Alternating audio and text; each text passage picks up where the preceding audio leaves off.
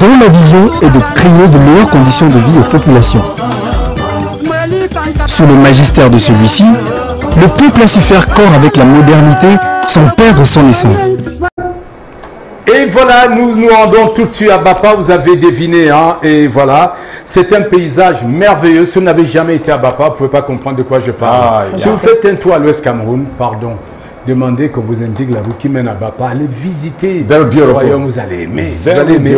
Et pour parler de ce festival, le festival Bapa, nous recevons deux élites Bapa sur ce plateau. Loïc, que vous connaissez très bien, et bien sûr Victor également, c'est des élites Bapa qui viennent ici comme les envoyés de Sa Majesté, le roi des Bapa, pour parler de ce festival, pour inviter le Cameroun tout entier à faire de Bapa leur destination future à l'occasion de ce festival. Bienvenue Loïc, bienvenue Victor. Merci Président. Merci. Voilà, alors on sait que ce festival n'est pas dans sa première édition. On n'est qu'à l'édition 2023. Qu'est-ce qui fera la spécificité de cette édition 2023? C'est Victor qui va répondre à la question naturellement. Face à votre caméra, Victor. Merci Président. Merci Président. Donc, le festival Bapa célèbre le retour d'exil parce que le peuple Bapa, à un moment donné de son histoire, a connu l'exil avec les guerres. Voilà. Donc le festival célèbre le retour d'exil et cette édition portera essentiellement sur la reconnexion du peuple Bapa avec ses terres ancestrales, avec en perspective la communion avec les autres peuples du Cameroun et du monde entier.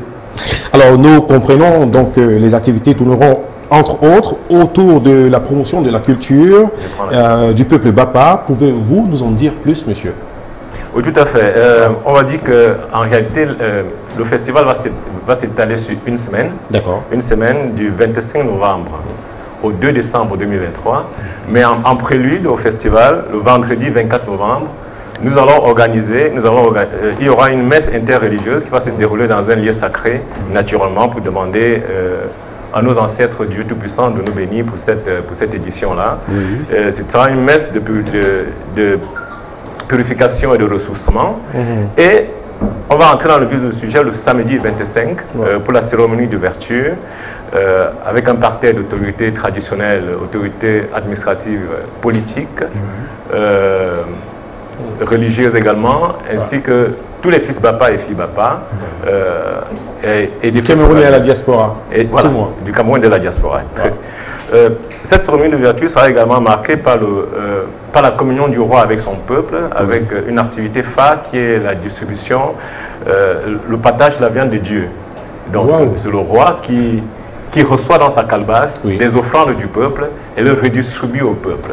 Donc c'est un moment de grande communion entre le roi et son peuple. La viande de Dieu. La viande de Dieu. Et ce jour-là également, nous aurons les élites qui seront face au peuple.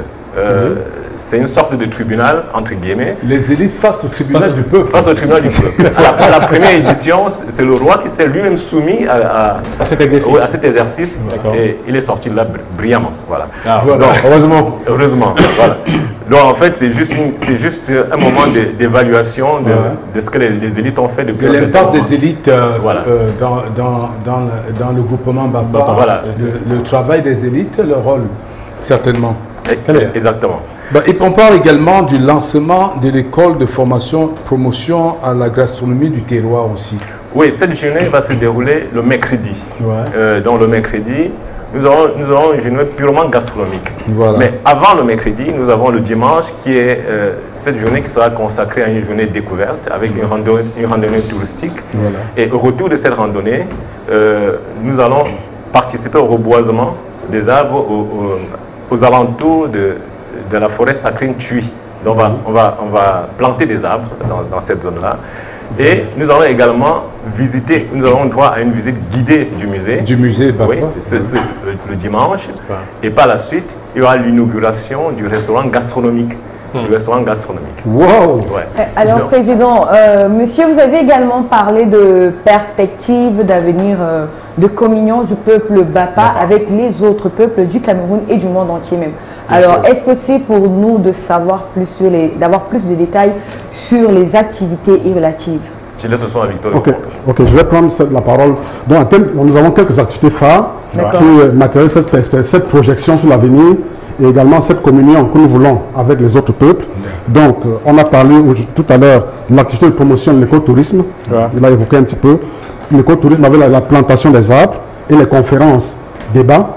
Ça, c'est parce que nous devons protéger également l'avenir en développant notre environnement, en nous assurant que notre environnement est sain. Donc, nous avons une activité de lutte contre la disparition des bambous. Vous savez que le bambou, c'est quelque chose, un élément très important. Qui entretient la mangrove. Voilà, notamment important pour l'écosystème au niveau du village. Donc, nous voulons relancer le développement du bambou, qui est également un élément important pour les constructions et pour l'artisanat. Voilà. Donc, nous avons une activité importante qui a été pensée par le roi, Sa Majesté Simon David II, qui est le lancement d'un institut de recherche sur les grass fields. Donc c'est une institution qui va permettre d'avoir sur place des documents. Donc il y aura une banque de documents. Et il y aura également des espaces de travail pour les chercheurs qui voudront bien entreprendre des recherches sur les grass fields. Donc nous avons un projet assez important sur le volet communication, qui est le déploiement d'une connexion Wi-Fi haut débit au village. Et ceci va surtout permettre à ceux qui viennent, ces chercheurs qui viennent au village, pouvoir avoir toutes les commodités, pouvoir travailler, les touristes qui viennent au village, qui visitent le musée ou bien qui visitent d'autres sites, de pouvoir également se connecter sans problème, également permettre à ce que le musée Bapa, qui est un des musées assez prisés aujourd'hui, puisse être connecté et être visité virtuellement de partout dans le monde. Waouh, c'est fantastique. Alors, j'ai vu également quelque part, on signale la promotion de la langue de Bapa. Est-ce que vous parlez le Bapa aux enfants à la maison, Loïc, Victor? Parce que très souvent, on parle tellement français avec nos enfants. Exactement. Parce qu'aujourd'hui, au Cameroun, on critique les gens d'illettrés parce qu'ils ne parlent pas bien français. Alors que les vrais illettrés, c'est ceux qui ne savent pas parler le dialecte. Est-ce que vous parlez de Bapa aux enfants? Honestly. À la maison. Honestly, just be honest. Mais pour être honnête, pour être honnête, je dirais que c'est une tare. Je reconnais que c'est une tare de ne pas parler couramment sa langue. Je reconnais ne pas être un lettré de ma langue maternelle. C'est pour ça que nous avons mis sur pied justement l'école Meyoupa. L'école Meyoupa qui aura lors de ce festival sa propre journée. Sa propre journée. Et en plus de ces activités, je voulais préciser, Président, que nous aurons également d'autres activités, notamment des compétitions sportives, le concours de Miss et Master, également le concours de Papa et Maman Festival, les compétitions de danse patrimoniale, voilà, tout au long. Et également, nous aurons tout au courant de la semaine, la journée médicale. La journée médicale qui existe à Bapa depuis les années 80. Depuis les années 80. Et nous aurons également la foire agro-pastorale et économique qui sera ouverte. Vous avez compris, allez faire vos courses à Bapa pendant ce festival. Vous aurez tout pour remplir le panier de la ménagère. Vous aurez tout à Bapa. Il y a tout, les meilleurs ignames, les macabos, le taro, les plantains. Bapa est une terre fertile. Alors, pour sortir, Victor, on parle de festival Pangwa. C'est le label, c'est devenu un label, ce festival Pangwa. Alors, ça veut dire le rocher Bapa. Je crois que c'est le Pangwa qu'on voit. Voilà, les rochers. Il y en a tellement. Alors, il y en a tellement. Parce que, pour sortir, chacun va dire un petit message en Bapa à toutes les populations, à tous les Bapa du Cameroun qui nous regardent. On commence par Victor, face à votre caméra. Vous allez lâcher un message en Bapa, peut-être à Sa Majesté et à tout le peuple qui nous regarde, pour les invités au festival. Et repréciser la date, Loïc. La date, c'est bien du 25 novembre 2023 au 2 décembre 2023 à Bapa. C'est dans le novembre au 2 décembre à Bapa. On vous suit.